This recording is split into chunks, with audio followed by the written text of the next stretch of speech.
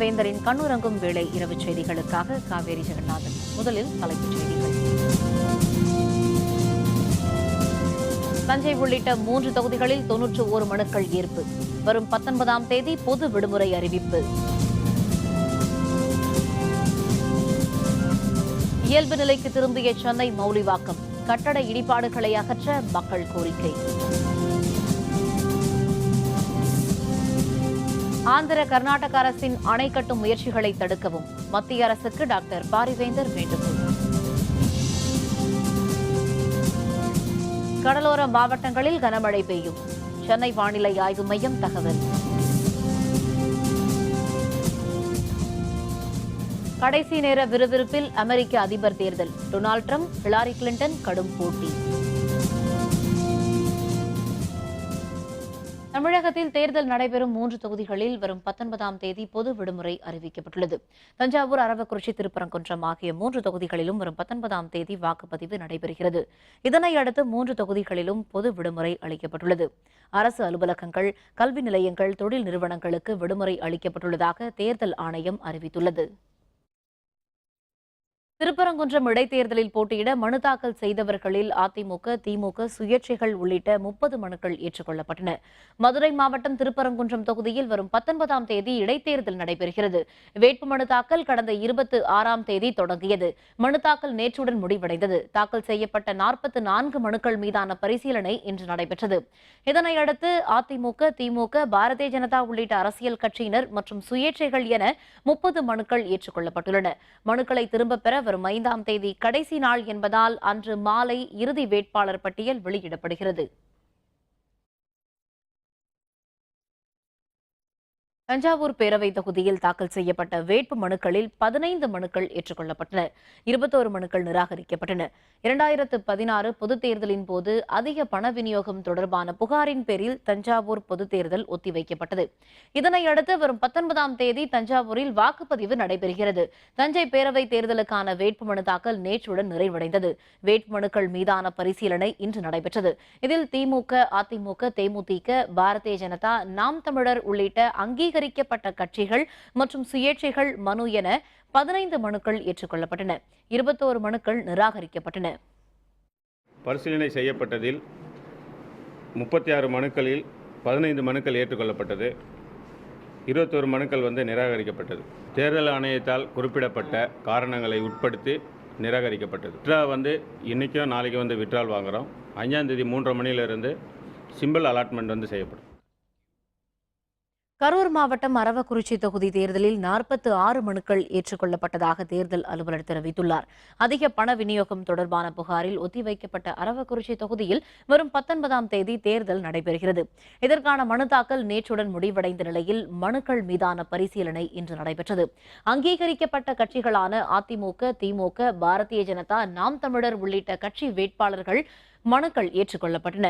மேலும் சுயேட்சைகள் உள்பட 46 மனுக்கள் ஏற்றுக்கொள்ளப்பட்டதாகவும் 13 மனுக்கள் தள்ளுபடி செய்யப்பட்டதாகவும் தேர்தல் அலுவலர் தெரிவித்துள்ளார். மொத்தம் 59 மனுக்களில் 46 மனுக்கள் ஏற்றுக்கொள்ளப்பட்டது, 13 மனுக்கள் நிராகரிக்கப்பட்டது. மனுக்கள் பரிசீலனை என்பது அனைத்து கட்சியிலும் இருந்து வரப்பட்ட வேட்பாளர் முன்னிலையில் தான் நடைபெற்றது. அதில் அந்த மனுக்களை உரிய முறையில் பரிசீலனை செய்து இந்திய தேர்தல் ஆணையத்தின் அறிவுறுத்தலின்படி அதில் என்ன நாம்ஸ் இருக்குதோ அதன்படி ஸ்க்ரூட்டினி நடத்தி முடிக்கும். இதேபோல் காலியாக உள்ள புதுச்சேரி மாநிலத்தின் நெல்லித்தோப்பு தொகுதியிலும் வரும் 19ஆம் தேதி இடைத்தேர்தல் நடைபெறுகிறது. தேர்தலில் போட்டியிட தாக்கல் செய்யப்பட்ட 14 மனுக்களில் 2 மனுக்கள் நிராகரிக்கப்பட்டன. காங்கிரஸ் வேட்பாளர் நாராயணசாமி, அதிமுக வேட்பாளர் ஓம் சக்தி சேகர் உள்பட 12 பேரின் மனுக்கள் ஏற்றுக்கொள்ளப்பட்டுள்ளது. மொத்தமாக பெறப்பட்ட 14 வேட்புமனுக்களும் பரிசீலிக்கப்பட்டது. இந்த 14 மனுக்களில் 2 மனுக்கள் மட்டும் ரிஜெக்ட் பண்ணிட்டோம்.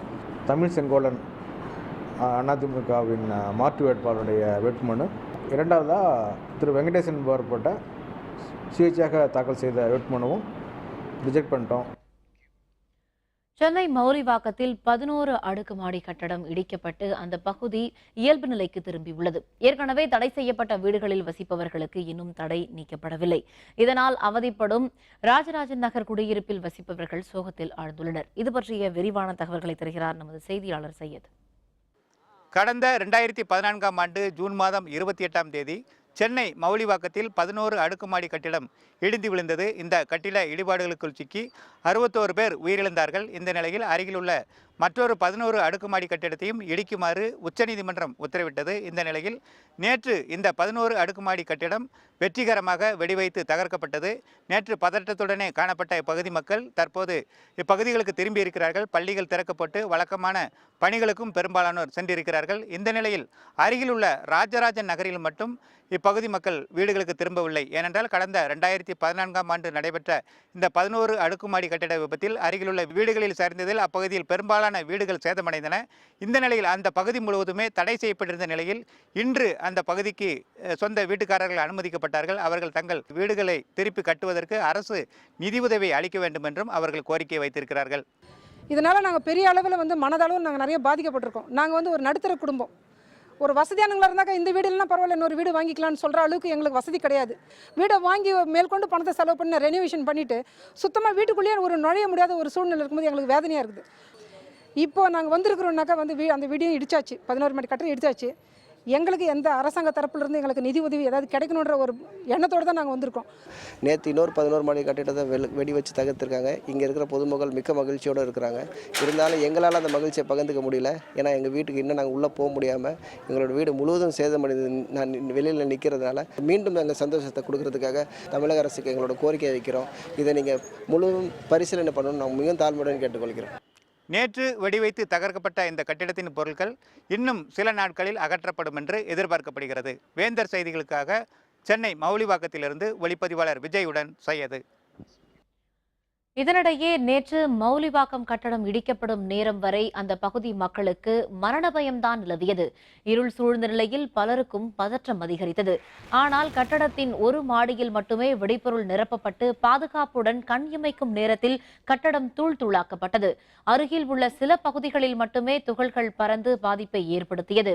மற்றபடி வெடிபொருள் நிரப்பப்பட்டிருந்த பகுதி முழுவதும் வலைகளால் பின்னப்பட்டு பாதுகாக்கப்பட்டிருந்தது குறிப்பிடத்தக்கது. தன் பணியை செவ்வனே முடித்த நைலான் வலைகளும் ரிமோட் இணைப்பு ஒயர்களும் தற்பொழுது கட்டட இடிபாடுகளுக்குள் சிக்கி கவனிப்பாரற்று கிடக்கிறது.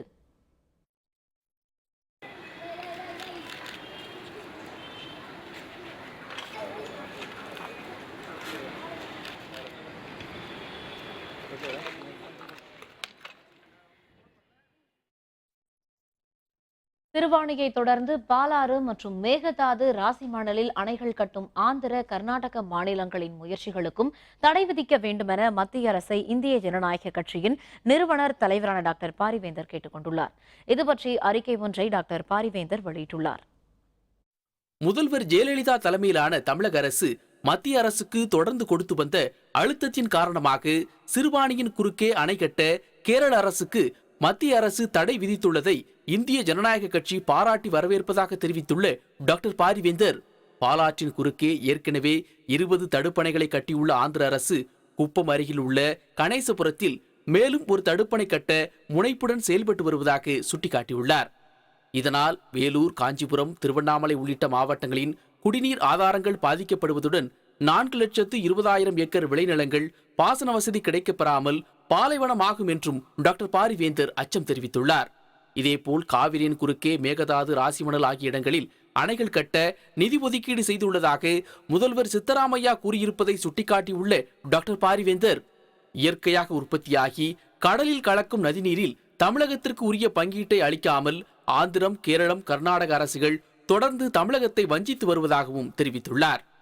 மத்திய அரசின் நேரடி வழிகாட்டுதல் இல்லாமல் நதிநீர் சிக்கல்களை அந்தந்த மாநில அரசுகள் தங்கள் கையில் எடுப்பதும் தீர்மானிப்பதும் மிகப்பெரிய பின்விளைவுகளையும் வாழ்வாதார பிரச்சனைகளையும் மாநிலங்களுக்கிடையே ஏற்பட வழிவகுக்கும் என குறிப்பிட்டுள்ள டாக்டர் பாரிவேந்தர், இதுபோன்ற சிக்கல்களுக்கு நிரந்தர தீர்வு காண மத்திய அரசு உரிய காலத்தில் நதிநீர் மேலாண்மை வாரியத்தை அமைக்க வேண்டும் என தெரிவித்துள்ளார்.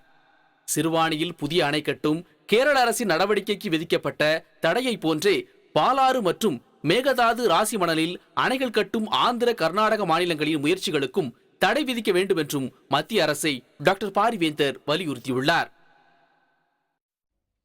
ஒரே பதவி ஒரே ஓய்வூதிய திட்டத்தில் உள்ள குறைகளுக்கு 2 மாதத்தில் தீர்வு காணப்படும் என பாதுகாப்புத்துறை அமைச்சர் மனோகர் பாரிக்கர் உறுதியளித்துள்ளார்.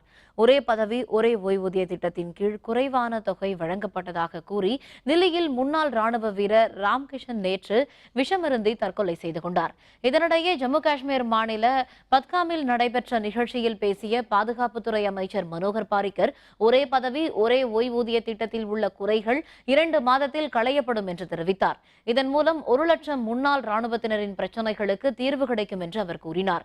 ஒரே பதவி ஒரே ஓய்வூதிய திட்டத்தை நடைமுறைப்படுத்துவதில் சிக்கல்கள் ஏற்பட்டுள்ளதாகவும் விரைவில் இவை களையப்படும் என்றும் மனோகர் பாரிக்கர் தெரிவித்தார். முன்னாள் ராணுவ வீரர் ராம்கிஷன் கிரேவாலின் குடும்பத்திற்கு தில்லி அரசு சார்பில் 1 கோடி ரூபாய் நிதியுதவி வழங்கப்படும் என முதல்வர் அரவிந்த் கெஜ்ரிவால் தெரிவித்துள்ளார். முன்னாள் ராணுவத்தினருக்கு ஒரே பதவி ஒரே ஓய்வூதிய திட்டத்தை நடைமுறைப்படுத்த கோரி தில்லியில் முன்னாள் ராணுவத்தினர் நேற்று போராட்டத்தில் ஈடுபட்டனர். அப்போது முன்னாள் ராணுவ வீரர் ராம்கிஷன் கிரேவால் விஷமருந்தி தற்கொலை செய்து கொண்டார். திட்ட நடைமுறையில் ஏற்பட்ட தாமதத்தால் ஏற்பட்ட விரக்தியின் காரணமாக அவர் இந்த முடிவை எடுத்ததாக கூறப்படுகிறது. ஹரியானா மாநிலம் பிவானியில் ராம்கிஷன் கிரேவாலின் உடல் இன்று தகனம் செய்யப்பட்டது. இதில் காங்கிரஸ் துணைத் தலைவர் ராகுல் காந்தி, தில்லி முதல்வர் அரவிந்த் கெஜ்ரிவால் உள்ளிட்ட ஏராளமானோர் பங்கேற்றனர். பின்னர் செய்தியாளர்களுடன் பேசிய தில்லி முதல்வர் அரவிந்த் கெஜ்ரிவால் கிஷன் கிரேவால் குடும்பத்திற்கு 1 கோடி ரூபாய் நிதியுதவி வழங்கப்படும் என்று தெரிவித்தார். தற்கொலை செய்து கொண்ட முன்னாள் ராணுவ வீரர் ராம்கிஷன் கிரேவாலின் குடும்பத்திற்கு 10 லட்சம் ரூபாய் நிவாரணமும் அவருடைய குடும்பத்தில் ஒருவருக்கு அரசு வேலையும் வழங்கப்படும் என ஹரியானா அரசு அறிவித்துள்ளது. உத்தரப்பிரதேச மக்கள் ஆதரவுடன் மீண்டும் ஆட்சி அமைப்போம் என முதல்வர் அகிலேஷ் யாதவ் நம்பிக்கை தெரிவித்துள்ளார். உத்தரப்பிரதேச மாநில பேரவைக்கு அடுத்த ஆண்டு பொதுத் தேர்தல் நடைபெற உள்ளது. ஆளும் சமாஜ்வாதி கட்சி ஆட்சியை தக்க வைத்துக் கொள்ள பல்வேறு முயற்சிகளை மேற்கொண்டு வருகிறது. உள்கட்சி குழப்பம் ஏற்பட்டாலும் ஆட்சியை மீண்டும் பிடிக்க முடியும் என்ற நம்பிக்கையில் செயலாற்றி வருகிறது. இதன் ஒரு பகுதியாக விகாஸ் ரத யாத்ரா என்ற பெயரில் அரசியல் பிரச்சாரத்தை முதல்வர் அகிலேஷ் யாதவ் லக்னோவில் தொடங்கியுள்ளார். இதன் தொடக்க விழாவில் பேசிய அகிலேஷ் யாதவ் மக்களை நேரடியாக சந்திப்பதே இந்த பேரணியின் நோக்கம் என தெரிவித்தார். உத்தரப்பிரதேச மக்களின் ஆதரவுடன் மீண்டும் ஆட்சியை பிடிப்போம் என்றும் அவர் நம்பிக்கையுடன் கூறினார். तो मेरा मानना यह है कि समाजवादी विकास रथ के माध्यम से सीधा सीधा जनता से मिलना, जनता का जन समर्थन जुटाना, जिससे आने वाले समय में बहुमत की सरकार बने, क्योंकि प्रदेश बड़ा है, राजनीतिक रूप से सबसे इम्पोर्टेंट स्टेट है. முதல்வர் அகிலேஷ் யாதவின் ரத யாத்திரையை சமாஜ்வாதி கட்சியின் தலைவர் முலாயம் சிங் தொடக்கி வைத்தார். இந்த நிகழ்ச்சியில் கட்சியின் மூத்த தலைவரும் முதல்வர் அகிலேஷின் சித்தப்பாவுமான சிவபால் யாதவ் உள்ளிட்ட ஏராளமானோர் பங்கேற்றனர். ரத யாத்திரை தொடங்குவதற்கு முன் முலாயம் மற்றும் அகிலேஷ் ஆதரவாளர்களிடையே மோதல் ஏற்பட்டதால் பதற்றம் நிலவியது.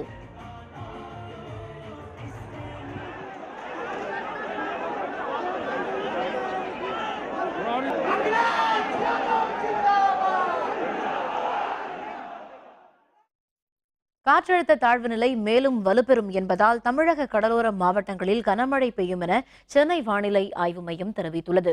சென்னையில் செய்தியாளர்களுடன் பேசிய வானிலை ஆய்வு மைய இயக்குநர் பாலச்சந்திரன், மத்திய மேற்கு வங்கக்கடலில் உருவாகியுள்ள குறைந்த காற்றழுத்த தாழ்வு நிலை விசாகப்பட்டினத்திற்கு தென்கிழக்கே சுமார் 570 கிலோமீட்டர் தூரத்தில் மையம் கொண்டிருப்பதாக தெரிவித்தார். அடுத்த 24 மணி நேரத்தில் இது மேலும் வலுப்பெற்று வடமேற்கு திசையில் நகரும் என அவர் கூறினார். இதனால் கடந்த 24 மணி நேரத்தில் தமிழகம் முழுவதும் மழை பெய்து வருவதாகவும் அவர் தெரிவித்தார். தென் தமிழகத்தில் பரவலாகவும் வட தமிழகத்தின் ஒரு சில இடங்களிலும் அடுத்த 24 மணி நேரத்தில் மழை பெய்ய வாய்ப்புள்ளதாகவும் அவர் கூறினார். சென்னையை பொறுத்தவரை ஓரிரு இடங்களில் மிதமான மழையும் பெய்யும் என்று இயக்குநர் பாலச்சந்திரன் தெரிவித்தார். நேற்று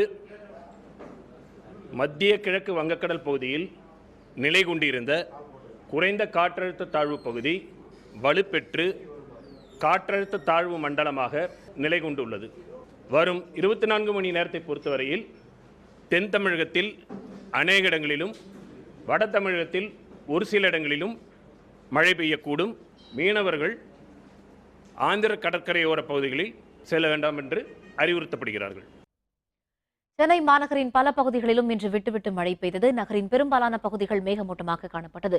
சென்னை மாநகரின் பல்வேறு பகுதிகளிலும் இரவு முழுவதும் விட்டுவிட்டு மழை பெய்தது. காலையில் சிறிது நேரம் மழை விட்டிருந்த போதிலும் 11 மணி வாக்கில் தொடங்கிய மழை பல இடங்களில் பெய்தது. சென்னையில் திருவல்லிக்கேணி, அண்ணா சாலை, ராஜா அண்ணாமலைபுரம், பட்டினப்பாக்கம், மயிலாப்பூர், ராயப்பேட்டை, தேனாம்பேட்டை, நுங்கம்பாக்கம், சென்ட்ரல், எழும்பூர் உள்ளிட்ட பகுதிகளில் விட்டுவிட்டு மழை பெய்தது. மேலும் பல இடங்களில் மழையுடன் பலத்த காற்றும் வீசியது. உலகமே உற்றுநோக்கும் அமெரிக்க அதிபர் தேர்தல் வாக்குப்பதிவு வரும் 8ஆம் தேதி நடைபெறவுள்ளது. இது பற்றிய எதிர்பார்ப்பு ஒவ்வொரு நாளும் அதிகரித்துக் கொண்டே இருக்கிறது. அதிபர் தேர்தலை ஒட்டி வேட்பாளர்கள் டொனால்டு டிரம்ப் மற்றும் ஹிலாரி கிளின்டன் இடையே நடைபெற்று வந்த விவாதங்கள் பற்றி உலகளவில் விமர்சிக்கப்படுகின்றன. இதுவரையிலான கருத்து கணிப்புகள் அனைத்திலும் கிளின்டன் வெற்றி பெறுவதற்கான சாத்தியக்கூறுகளே அதிகம் தெரிவிக்கப்படுகின்றன. அதிபர் தேர்தலில் தற்போதைய நிலவரம் பற்றி அமெரிக்காவில் உள்ள அரசியல் ஆய்வாளர் பழனிவேல் கோமதிநாயகம் தரும் நேரடி தகவல்களை இப்போது பார்க்கலாம்.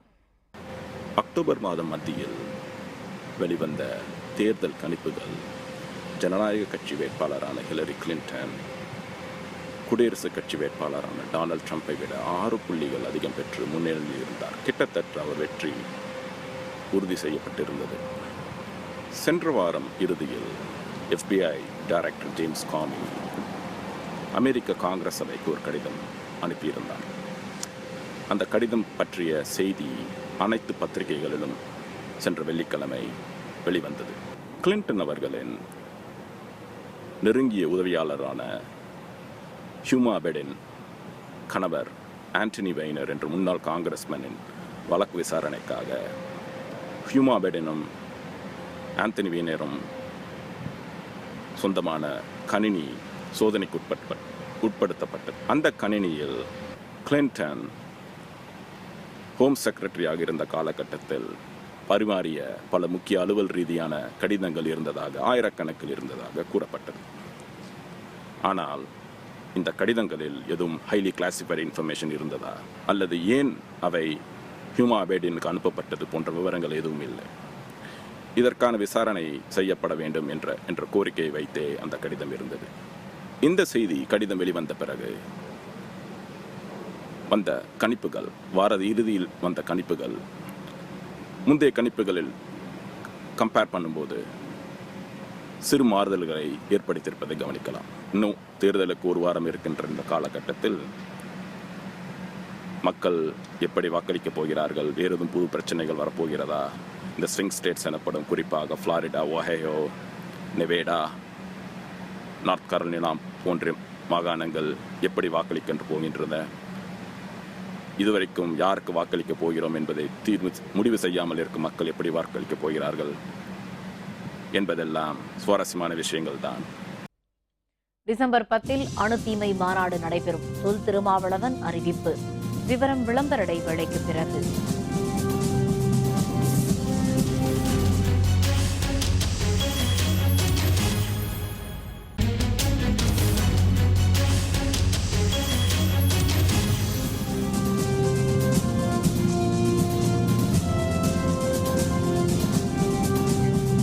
செய்திகள் தொடர்கின்றன.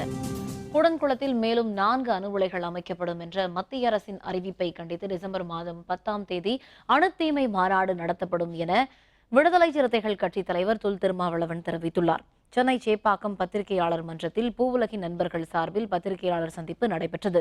விடுதலை சிறுத்தைகள் கட்சித் தலைவர் தொல் திருமாவளவன், மனிதநேய மக்கள் கட்சித் தலைவர் ஜவாஹிருல்லா, அணு உலை எதிர்ப்பு போராட்டக்குழு ஒருங்கிணைப்பாளர் சுப உதயகுமார் உள்ளிட்டோர் கலந்து கொண்டனர்.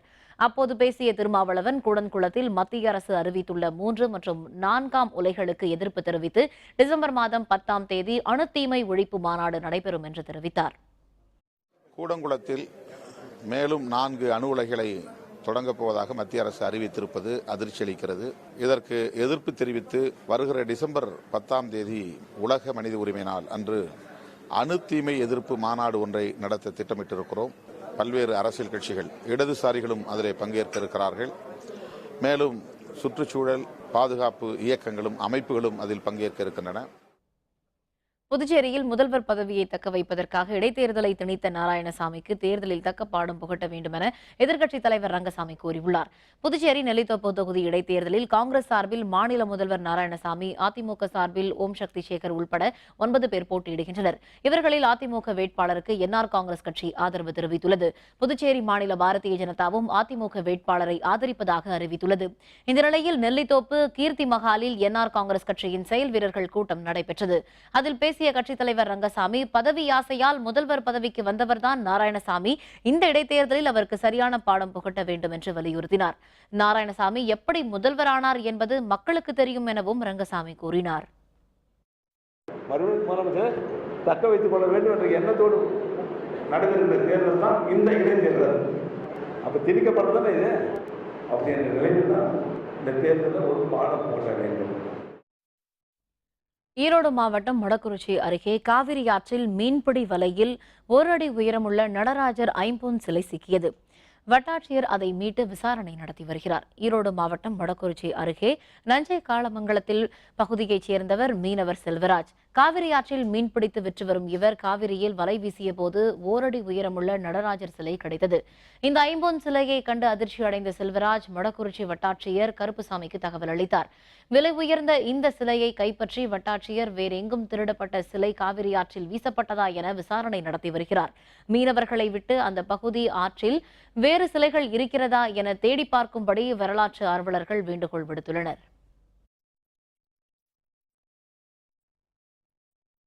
பிஆர்பி உள்பட 5 கிரானைட் நிறுவனங்கள் அரசுக்கு பல கோடி ரூபாய் நஷ்டம் ஏற்படுத்திய வழக்கில் அந்த 5 நிறுவனங்கள் மீது 3881 பக்க குற்றப்பத்திரிகை இன்று தாக்கல் செய்யப்பட்டது. மதுரை மற்றும் அதன் சுற்றுவட்டார பகுதிகளான கீழவளவு, ஒத்தக்கடை, மேலூர் உள்ளிட்ட பகுதிகளில் சட்டத்திற்கு புறம்பாக கிரானைட் கற்களை வெட்டி அரசுக்கு வருவாய் இழப்பு ஏற்படுத்தியதாக பிஆர்பி உள்பட 5 நிறுவனங்கள் மீது காவல்துறை சார்பில் வழக்கு தொடரப்பட்டது. இந்த வழக்கு தொடர்பான அறிக்கையை இன்று மேலூர் குற்றவியல் நடுவர் நீதிமன்றத்தில் ஆய்வாளர்கள் பிரகாஷ், ராஜு சிங், அரசு வழக்கறிஞர் சீலா ஆகியோர் தாக்கல் செய்தனர். அதில் சட்டத்திற்கு புறம்பாக கிரானைட் கற்களை வெட்டிய வகையில் இந்த 5 நிறுவனங்களும் அரசுக்கு 331 கோடியே 7,197 லட்சம் ரூபாய் இழப்பு ஏற்படுத்தியதாக கூறப்பட்டுள்ளது. இது தொடர்பான 3,881 பக்க குற்றப்பத்திரிகையும் தாக்கல் செய்யப்பட்டது. போலி சான்றிதழ் அளித்த வழக்கறிஞர்கள் மீது சட்டப்படி நடவடிக்கை எடுக்கப்படும் என தமிழ்நாடு பார் கவுன்சில் அறிவித்துள்ளது. சென்னையில் செய்தியாளர்களுடன் பேசிய தமிழ்நாடு மற்றும் புதுச்சேரி பார் கவுன்சில் தலைவர் செல்வம், உச்சநீதிமன்ற உத்தரவின்படி நாடு முழுவதும் வழக்கறிஞர்களின் சான்றிதழ் சரிபார்ப்பு பணிகள் நடைபெற்று வருவதாக தெரிவித்தார். சான்றிதழ் சரிபார்க்க விண்ணப்பிக்காத வழக்கறிஞர்கள் பணியாற்ற தடை விதிக்கப்படும் என்றும், வழக்கறிஞர் சங்க தேர்தலில் வாக்களிக்க முடியாது எனவும் அவர் கூறினார். மேலும் போலி ஆவணங்கள் சமர்ப்பித்து வழக்கறிஞர்களாக செயல்பட்டிருப்பது தெரியவந்தால் அவர்கள் மீது சட்ட நடவடிக்கை எடுக்கப்படும் என்றும் அவர் தெரிவித்தார். வழக்கறிஞர்கள் தங்களுடைய certificate, law degree, basic degree bar கவுன்சிலில் சமர்ப்பிக்க வேண்டும். உச்ச நீதிமன்றத்தினுடைய உத்தரவின் பெயரில் 30/11/2016 வரை வழக்கறிஞர்களுடைய அப்ளிகேஷன்ஸ், சர்டிஃபிகேட் வாங்கப்படும். போலி வழக்கறிஞர்கள் நீக்குவதே பார் கவுன்சிலுடைய நோக்கம். நிச்சயமாக தமிழகத்தில் 100% சரி செய்யப்படும். நாகப்பட்டினம் மாவட்டம் சீர்காழியில் கடைகளை தாக்கிய சமூக விரோத கும்பல் மீது நடவடிக்கை எடுக்க கோரி அந்த பகுதி வணிகர்கள் கடையடைப்பு போராட்டம் நடத்தினர். சீர்காழி காமராஜர் வீதியில் உள்ள சில கடைகளில் தீபாவளி அன்று மாலையில் சமூக விரோத கும்பல் ஒன்று புகுந்து அங்கிருந்த ஊழியர்களை தாக்கியதுடன் பொருட்களையும் சேதப்படுத்தியது. இதுபற்றி கடை உரிமையாளர்கள் புகார் அளித்தும் காவல்துறையினர் நடவடிக்கை எடுக்காதது குறித்து வணிகர்கள் குற்றம் சாட்டினர். பின்னர் காவல்துறையினர் வந்து பேச்சுவார்த்தை நடத்தியதை அடுத்து போராட்டம் விலக்கிக் கொள்ளப்பட்டது.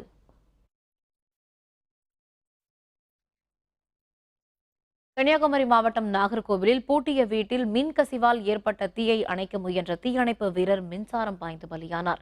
நாகர்கோவில் கிருஷ்ணன் கோவில் தெருவைச் சேர்ந்த நாகராஜன் என்பவர் வெளியூர் சென்றிருந்தார்.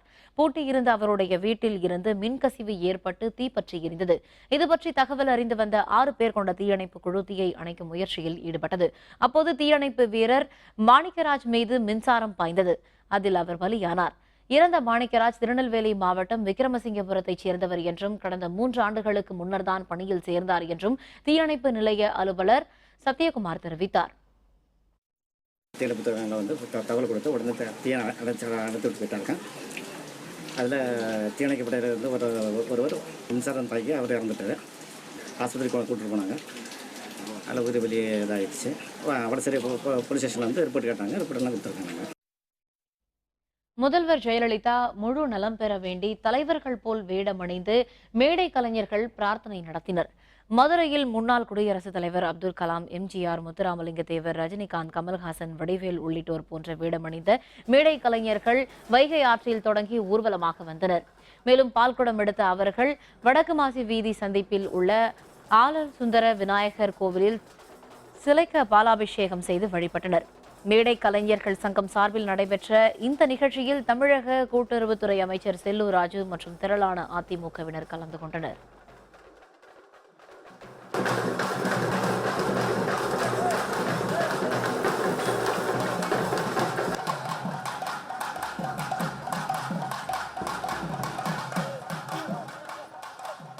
அம்மா மீண்டும் அரியணையில் அமர்ந்து ஒரு நல்ல ஆட்சி புரிந்து எங்களை போல கலைஞர்கள் வாழ்க்கையில் ஒளி விளக்கு ஏற்ற வேண்டும் என்று பால்குடம் எடுத்து சாமியாட்டம் ஆடி எங்கள் நடன கலைஞர்கள் அனைவரையும் திரைப்பட நடன நடிகர்களைப் போல வேஷமிட்டு ஊர்வலமாக வந்து இந்த பிரார்த்தனை நாங்கள் நிறைவு செய்து கொண்டிருக்கோம்.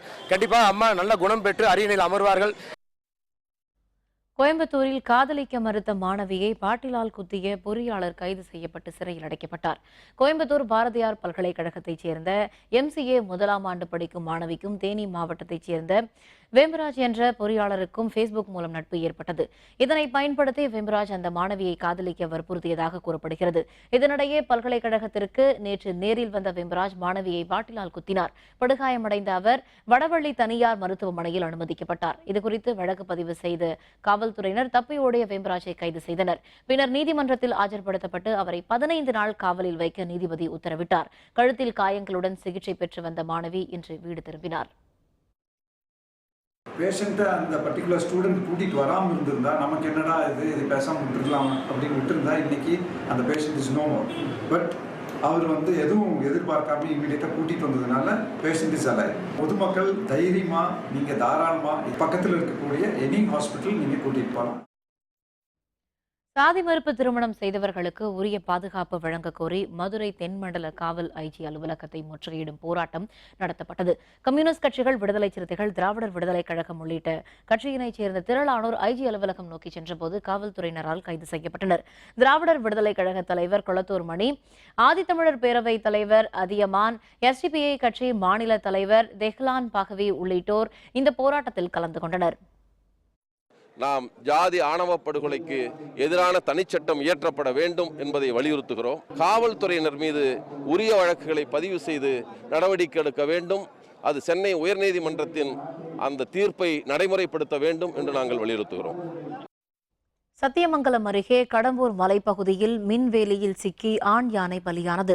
இது தொடர்பாக விவசாயியை காவல்துறையினர் கைது செய்தனர். ஈரோடு மாவட்டம் சத்தியமங்கலம் அருகே கடம்பூர் மலைப்பகுதியில் தங்கவேல் என்பவருக்கு சொந்தமான தோட்டம் உள்ளது. அதில் சுமார் 8 ஏக்கரில் பயிரிடப்பட்டுள்ள மரவள்ளி கிழங்கு, மக்காச்சோளம் போன்றவற்றை விலங்குகளிடமிருந்து காப்பாற்றுவதற்காக அவர் மின்வேலி அமைத்திருந்தார். அந்த மின்வேலியில் சிக்கி 15 வயது மதிக்கத்தக்க ஆண் யானை பலியானது.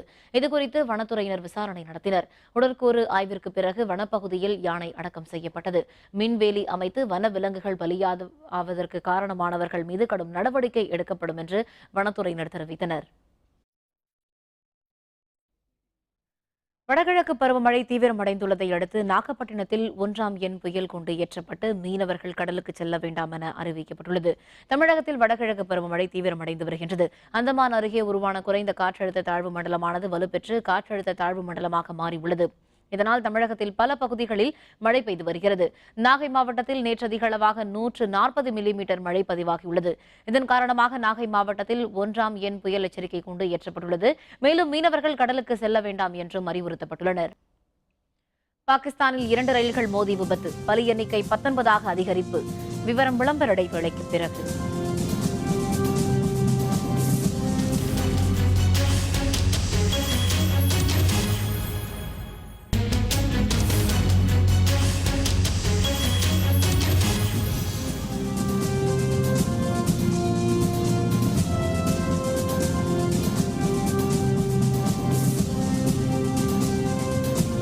செய்திகள் தொடர்கின்றன. இனி அயலக செய்திகள்.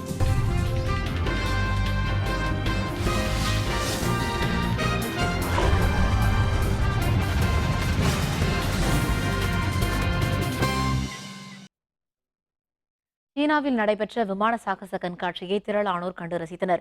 சீனாவின் குவாங்டான் மாகாணத்தில் உள்ள ஜுகாய் விமான தளத்தில் சீனா 2016 விமான சாகச கண்காட்சி நடைபெற்றது. இதில் சீன விமானப்படையின் அங்கமாக செயல்படும் வாயு ஏரோபேட்டிக் டீம் பல்வேறு சாகச நிகழ்ச்சிகளை செய்து காட்டியது. இந்த குழுவைச் சேர்ந்த 6 விமானங்கள் ஒரே நேரத்தில் விண்ணில் பறந்து பல்வேறு சாகசங்களை நிகழ்த்தியது.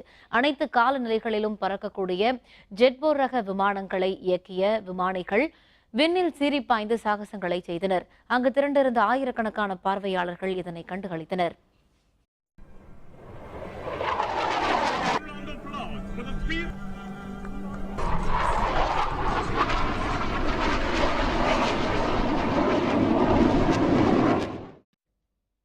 பாகிஸ்தானில் 2 ரயில்கள் நேருக்கு நேர் மோதிய விபத்தில் பலியானவர்களின் எண்ணிக்கை 19ஆக அதிகரித்துள்ளது. கராச்சி நகருக்கு கிழக்கில் உள்ள லாந்தி ரயில் நிலையம் அருகே சஹாரியா விரைவு ரயிலும் ஃபரித் விரைவு ரயிலும் ஒன்றோடொன்று மோதியது. இந்த விபத்தில் பயணிகள் 19 பேர் பலியானார்கள். 50க்கும் அதிகமானோர் காயமுற்றனர். சம்பவ இடத்திற்கு வந்த மீட்புக் குழுவினர் காயமுற்றவர்களை மீட்டு கராச்சி மருத்துவமனைக்கு அனுப்பி வைத்தனர். விபத்திற்குள்ளான ரயில்களில் 3 பெட்டிகள் தடம் புரண்டு சேதமடைந்துள்ளதால் இடிபாடுகளுக்குள் பயணிகள் சிக்கி இருக்கலாம் என்று அஞ்சப்படுகிறது. இதனையடுத்து அவர்களை மீட்கும் பணி முனைப்புடன் மேற்கொள்ளப்பட்டு வருகிறது. கடந்த செப்டம்பர் மாதம் நடந்த ரயில் விபத்தில் 4 பேர் பலியானார்கள். 93 பேர் படுகாயமுற்றனர்.